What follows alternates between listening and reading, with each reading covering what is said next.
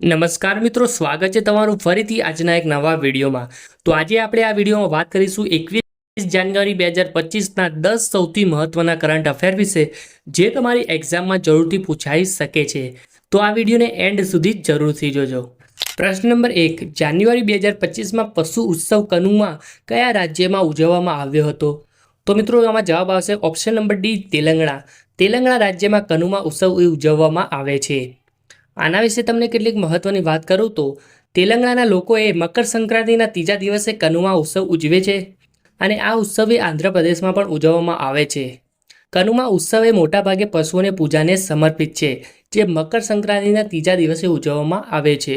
પ્રશ્ન number 2, Modi cabinet દ્વારા 8મા કેન્દ્રીય પગાર પંચને મંજૂરી આપવામાં આવી છે, તે ક્યારે લાગુ થવાની અપેક્ષા છે? તો મિત્રો જવાબ આવશે ઓપ્શન નંબર બી, 2026। 2026માં 8મા કેન્દ્રીય પગાર પંચને લાગુ થવાની અપેક્ષા છે। આના વિશે તમને કેટલીક મહત્વની વાત કરું તો કેન્દ્ર સરકારે કેન્દ્રીય કર્મચારીઓ માટે 8મા પગાર પંચની રચનાને મંજૂરી આપી છે। આ પંચની ભલામણો 2026થી અમલમાં મૂકવામાં આવશે। કેબિનેટની બેઠક બાદ કેન્દ્રીય મંત્રી અશ્વિની વૈષ્ણવે આ માહિતી આપી હતી। 7મું પગાર પંચ 2016માં લાગુ કરવામાં આવ્યું હતું અને પગાર પંચ દર 10 વર્ષે લાગુ કરવામાં આવે છે। તેથી એ અપેક્ષા કરવામાં આવી રહી છે કે મોદી સરકાર 1 જાન્યુઆરી 2026માં 8મું પગાર પંચ લાગુ કરશે।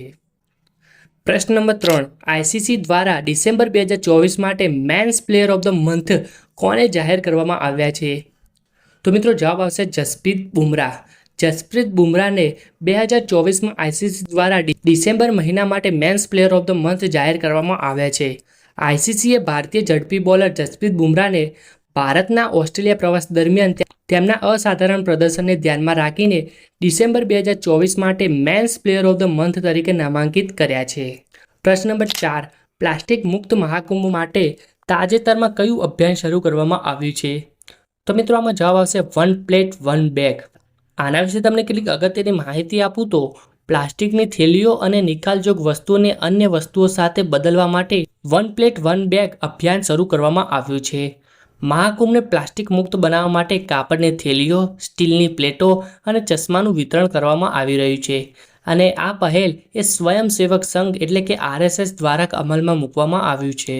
પ્રશ્ન નંબર 5, તાજેતરમાં કઈ રાજ્ય સરકારે કટોકટી દરમિયાન જેલમાં બંધ લોકોને માસિક પેન્શન આપવાની જાહેરાત કરી છે?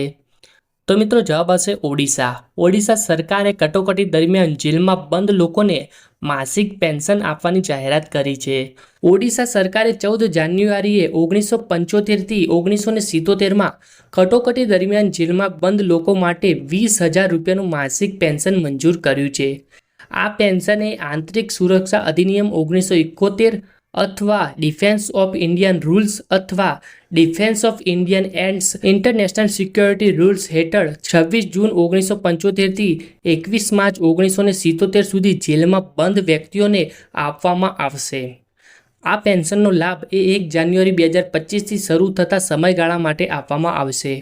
આના અગાઉ પણ દેશમાં 3 રાજ્યોએ આ પેન્શન યોજના શરૂ કરી હતી, જેમાં એમપી, રાજસ્થાન અને છત્તીસગઢ છે, જેમને કટોકટી દરમિયાન માસિક પેન્શન આપવાની યોજના શરૂ કરી હતી।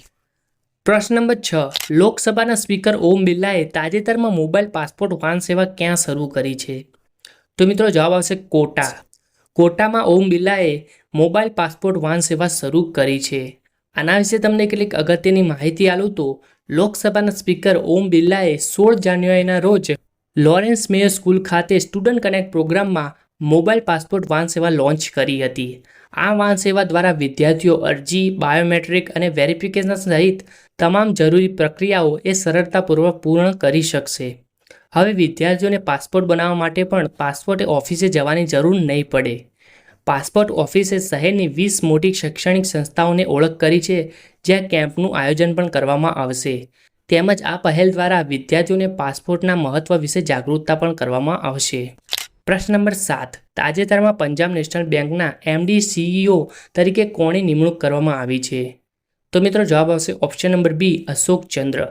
અશોક ચંદ્રને પંજાબ નેશનલ બેંકના એમડી સીઈઓ તરીકે નિમણૂક કરવામાં આવી છે। પંજાબ નેશનલ બેંકની વાત કરીએ તો તેની સ્થાપના 1894માં થઈ હતી। તેનું હેડક્વાર્ટર નવી દિલ્હી ખાતે આવેલું છે। MD CEO એ નવા બની ગયા છે અશોક ચંદ્ર અને તેની ટેગલાઇન છે યુ કેન બેંક અપોન. પ્રશ્ન નંબર 8. વડાપ્રધાન નરેન્દ્ર મોદીએ ઇસ્કોનના શ્રી શ્રી રાધા મદન મોહનજીનું મંદિરનું ઉદ્ઘાટન ક્યાં કર્યું છે? તો મિત્રો જવાબ આવશે નવી મુંબઈ. નવી મુંબઈ ખાતે વડાપ્રધાન મોદીએ ઇસ્કોનના શ્રી શ્રી રાધા મદન મોહનજી મંદિરનું ઉદ્ઘાટન કર્યું છે. આના વિશે તમને કેટલીક અગત્યની માહિતી આલું તો વડાપ્રધાન મોદીએ નવી મુંબઈમાં એશિયાના બીજા સૌથી મોટા ઇસ્કોન મંદિરનું ઉદ્ઘાટન કર્યું છે. આ મંદિર 9 એકરમાં ફેલાયેલું છે. આ મંદિરે 12 વર્ષમાં 170 કરોડના ખર્ચે બાંધવામાં આવ્યું છે અને આ એશિયાનું બીજું સૌથી મોટું ઇસ્કોન મંદિર છે. પ્રશ્ન નંબર 9. કયો દેશ 2025માં અવકાશ માનવ રહિત ડોકિંગ હાંસલ કરનાર ચોથો દેશ બન્યો છે? તો મિત્રો જવાબ આવશે ભારત. ભારતે 2025માં અવકાશમાં માનવ રહિત ડોકિંગ હાંસલ કરનાર ચોથો દેશ બની ગયો છે. આના વિશે તમને કેટલીક અગત્યની માહિતી આલું તો USA, રશિયા અને ચીન પછી વર્ષ 2025માં ભારતે ડોકિંગ ક્ષમતા વિકસાવવામાં અને પરીક્ષણ કરનાર ચોથો દેશ બની ગયો છે. ભારતે સ્પેડેક્સ મિશન હેઠળ સેઝર અને ટાર્ગેટ નામના 2 ઉપગ્રહોને સફળતાપૂર્વક ડોક કરીને આ સિદ્ધિ હાંસલ કરી છે. સ્પેસ ડોકિંગ કાર્ય એ ઇસરોને સ્વદેશી રીતે વિકસિત ભારતીય ડોકિંગ સિસ્ટમ દ્વારા પૂર્ણ કરવામાં આવ્યું છે. પ્રશ્ન નંબર 10. યુદ્ધભૂમિ પર્યટનને પ્રોત્સાહન આપવા માટે તાજેતરમાં કોણે ભારત રણભૂમિ દર્શન એપ લોન્ચ કરી છે? તો મિત્રો જવાબ આવશે રાજનાથ સિંહ. રક્ષામંત્રી રાજનાથ સિંહે ભારત રણભૂમિ દર્શન એપ લોન્ચ કરી છે. તે સંરક્ષણ અને પ્રવાસ મંત્રાલય સાથે આર્મીની એક પહેલ છે જેના થકી 1962, 1971 અને 1999ના કારગિલ સંઘર્ષ, સિયાચીન બેઝ કેમ્પ અને 2020ના ગલવાન સંઘર્ષ સ્થળ પર પ્રવાસીઓ માટે ઉપલબ્ધ કરવામાં આવશે. ભારતીય સેના એ સરહદી વિસ્તાર અને ઐતિહાસિક યુદ્ધ ક્ષેત્રોને પ્રવાસન સ્થળમાં ફેરવી રહી છે અને આ એપ દ્વારા પ્રવાસીઓએ ડોકલામની પણ મુલાકાત લઈ શકશે, જ્યાં 2017માં ભારત અને ચીન વચ્ચે 73 દિવસની માંડગાંઠ થઈ હતી.